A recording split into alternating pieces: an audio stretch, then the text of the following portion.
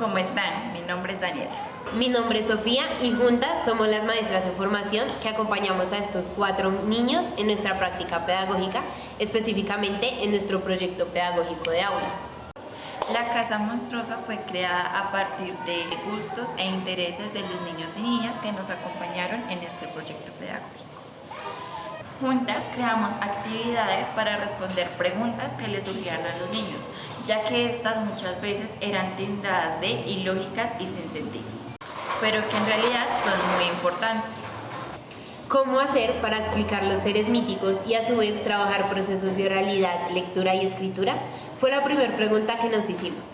Pero a medida que fue surgiendo el proyecto, nos dimos cuenta que no fue tan difícil, pues realizamos actividades ancladas a rompecabezas, obras de teatro, calendarios y dibujos para que a los niños y a nosotras se nos hiciera más fácil anclar la teoría con la práctica.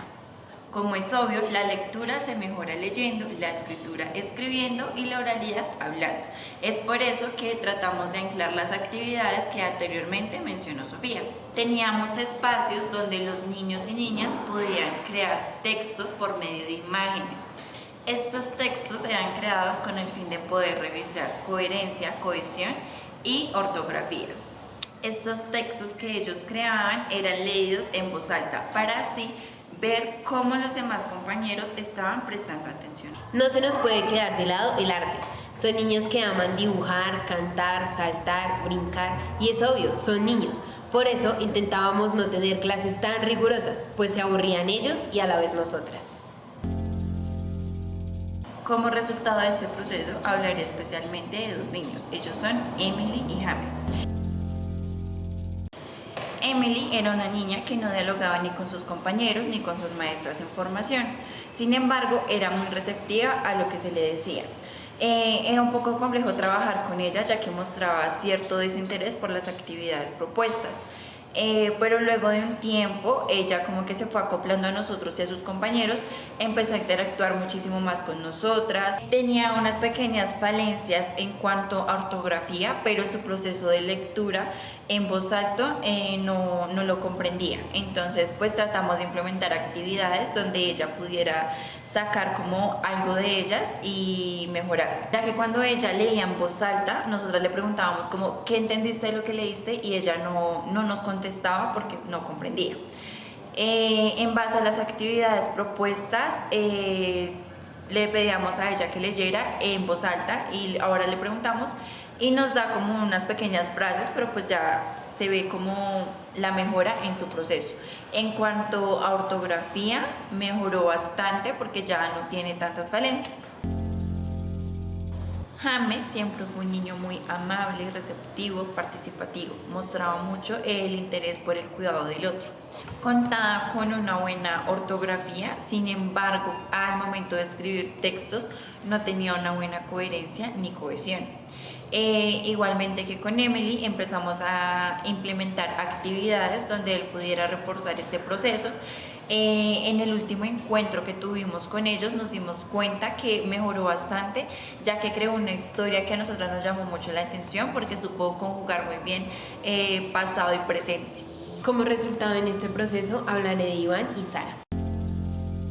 Iván era un niño tímido, no hablaba casi, pero generaba preguntas muy interesantes. Desde el primer momento nos llamó mucho la atención lo perfeccionista que es en todos los aspectos de su vida diaria y lo atento y dispuesto que está para todo. Era un niño con una lectura a voz alta muy dificultuosa, con fallos ortográficos muy consecutivos, pero sin problemas para socializar sus creaciones. Iván hoy en día se muestra ante nosotras como un niño feliz, travieso y muy emocional. Sus fallos ortográficos los mejoró aprendiendo otras palabras básicamente por ensayo y error o por pregunta y respuesta. Su lectura en voz alta mejoró notoriamente. Lee respetando los signos de puntuación, mejorando notoriamente su afán al leer.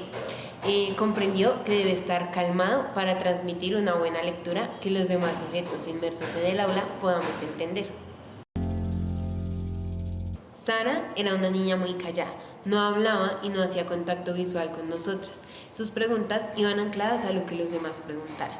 Desde el primer momento nos llamó la atención lo perfeccionista que es y sus falencias eran muy notorias.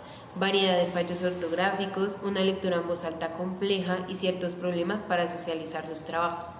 Sara hoy en día hace contacto visual con nosotras, nos habla con confianza, sin temor a equivocarse. Es más participativa y evidenciamos que sus saberes previos ante las mitologías son muy grandes y de gran ayuda para nuestras sesiones. Los fallos ortográficos aún están presentes, pero ya no están como antes. Logramos aclarar ciertas palabras, pero el uso de la B y la V o de la S y la Z aún están presentes y se evidencian notoriamente. Por otro lado, ha mejorado la participación y su confianza. Su lectura en voz alta va mejorando gracias a esa confianza que generó. En esta práctica tuvimos diferentes emociones, entre ellas están la ira, el enojo, la tristeza, la alegría, la incertidumbre, el miedo, pero fue gracias a James, Sara, Emily y Iván que pudimos afrontarlos de la mejor manera, teniendo en cuenta que estas emociones podían repercutir en las demás sesiones. Daniela, Sara, Iván, James, Emily y yo esperamos que esta pequeña historia y reflexión haya sido de su agrado. Gracias por escucharnos y gracias por entender esta labor tan bella. ¡Chao!